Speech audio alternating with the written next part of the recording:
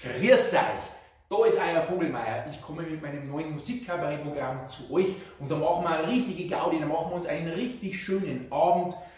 Heute bin ich ja selber nicht so gut beieinander, in der Früh bin ich aufgewacht, habe mir gedacht, au, wie Zwick, Vogelmayer, heute geht's da wieder Weimarer Republik, heute hast du ein bisschen eine schlechte Verfassung.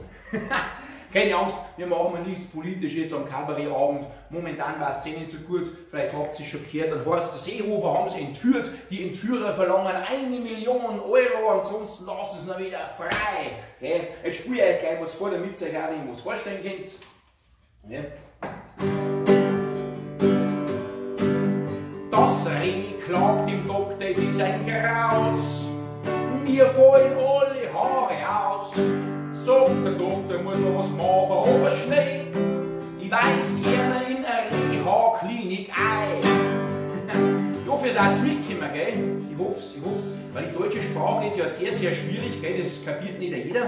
Zum Beispiel heißt es Nachmittag oder am Tag, wenn es hell ist, wenn die Sonne scheint, heißt es der Weizen und das Korn. Und wenn die Sonne untergeht auf die Nacht, heißt es das Weizen und der Korn. Gell? Du musst erst einmal mitkommen. Wenn das Niveau zu hoch ist, für ihn habe ich natürlich auch was dabei, gell?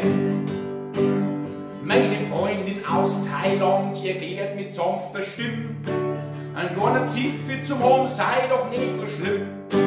Vielleicht hat's recht, ich kann das auch nicht ganz verneinen, doch mir wär's ehrlich gesagt doch lieber, sie hätte keinen. Wie gesagt, für jeden ist was dabei, wird bestimmt ein super Abend und ich passe mir sowieso immer ein bisschen am Publikum an, gell? Da wo ich wohne, da an der Grenze zum Bayerischen Wald, da muss man sowieso ein bisschen rustikaler, ein bisschen derber machen, so nach dem Motto, stehen zwei Bauern auf dem Feld, sagt der eine Bauer zum anderen, du schau mal da oben auf dem Feld, packt da nicht gerade einer dein Weih? Schau da so auf, sagt er, das ist nicht mein Feld. Gell? Wisst ihr, warum die Geibohnbauern so große Nasenlöcher haben?